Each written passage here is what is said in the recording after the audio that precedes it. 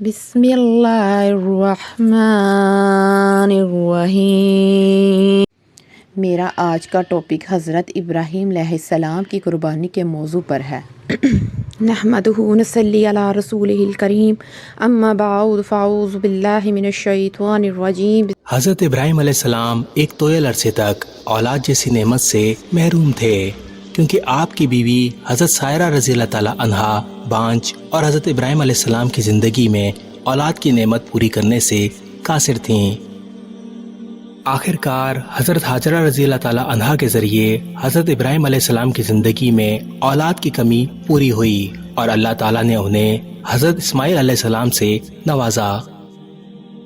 ایسی صورتحال میں حضرت ابراہیم علیہ السلام کی اپنے بیٹے کے ساتھ محبت و اشتیاق میں ایک خاص قسم کی جھلک نمودار ہوتی تھی، کیونکہ آپ علیہ السلام کئی سالوں کے انتظار کے بعد صاحب اولاد ہوئے تھے۔ حضرت اسماعیل علیہ السلام بھی باپ کی ایسی خاص محبت و شفقت کے سائے میں پروان چڑھنے لگے۔ حضرت ابراہیم علیہ السلام نے خواب دیکھا کہ وہ اپنے بیٹے حضرت اسماعیل علیہ السلام کو ذبح کر رہے ہیں۔ حضرت ابراہیم علیہ السلام کی اس قربانی کا ذکر قرآن مجید میں سورہ صفات میں تفصیل سے بیان کیا گیا ہے۔ ایک باپ کا اپنے عزیز بیٹے کو ذبح کرنا کتنا مشکل اور کٹھن کام تھا۔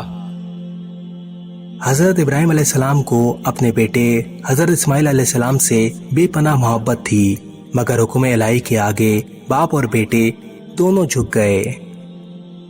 لبیک لبیک اللہم لبیک، حاضر ہوں اے اللہ میں حاضر ہوں کہتے ہوئے اپنے خالق و مالک کے حکم کو پورا کرنے کی تیاری میں لگ گئے۔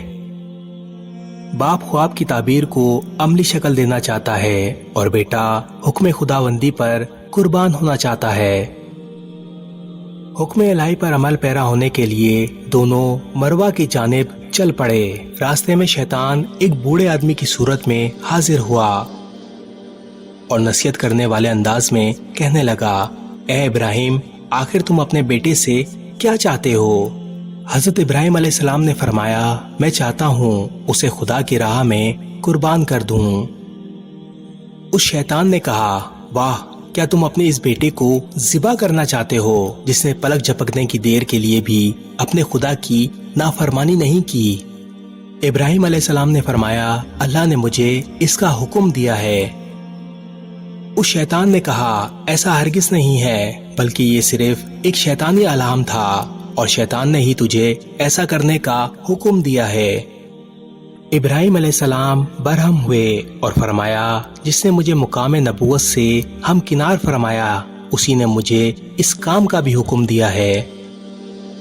شیطان نے دوبارہ اپنی تکرار کی تو حضرت ابراہیم علیہ السلام نے اسے پہچان لیا اور اپنے ہاتھ میں کچھ کنکریاں اٹھائیں اور اسے مار کر بھگا دیا، اور حضرت ابراہیم علیہ السلام ایمان کی قوت اور مضبوط عزم کے ساتھ اللہ کے حکم کی تکمیل میں مشغول ہو گئے۔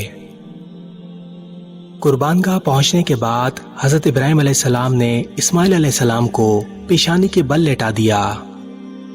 ابراہیم علیہ السلام نے ایک تیز دار چھری لی اور حضرت اسماعیل علیہ السلام کی گردن پر پھیرنا شروع کی، مگر چھری نہیں چلی۔ دوسری بار پھر چھری پھیری، مگر چھری نہیں چلی۔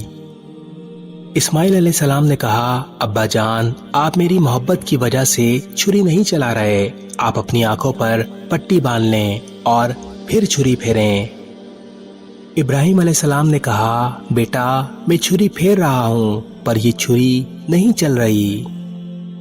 اللہ اکبر، پوری کائنات اس منظر کو دیکھ کر تھم گئی ہوگی، دریا ٹھہر گئے ہوں گے، پوری کائنات کی سانس تھم گئی ہوگی۔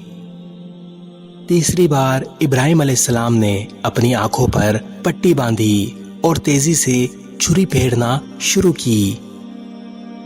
عین اسی وقت اللہ رب العزت کے حکم سے ایک مینڈا جنت سے لایا گیا اور حضرت اسماعیل علیہ السلام کی جگہ پر رکھ دیا گیا۔ حضرت ابراہیم علیہ السلام نے تیزی سے چھری پھیرتے ہوئے قربانی پوری کی۔ آپ علیہ السلام نے اپنی آنکھوں سے پٹی ہٹا کر دیکھا تو اسماعیل علیہ السلام کی جگہ ایک مینڈا ذبح تھا۔ شہنشاہ کائنات نے پکارا، اے ابراہیم، بس ख्वाब की ताबीर मुकम्मल हुई, तुमने ख्वाब को पूरा कर दिखाया, हुक्म खुदा पूरा हुआ। अल्लाह तबारक व तआला ने इब्राहिम अलैहिस्सलाम और इस्माइल अलैहिस्सलाम की इस कुर्बानी के वाक़ये को तमाम उम्मतों में जिंदा रखा। क़यामत तक के लिए ये सुन्नत कायम कर दी गई कि 10 ज़िलहिज्जा को कुर्बानी करके अपनी जानिसारी और वफादारी का सबूत दें और इस अजीमुल शान वाक़ये की याद को ताज़ा रखें। अल्लाह तबारक व तआला तमाम मुसलमानों की कुर्बानी को अपनी बारगाह में कबूल फरमाए, आमीन। इस वीडियो को शेयर जरूर करें, हो सकता है आपके एक शेयर से ये बात किसी के दिल में उतर जाए।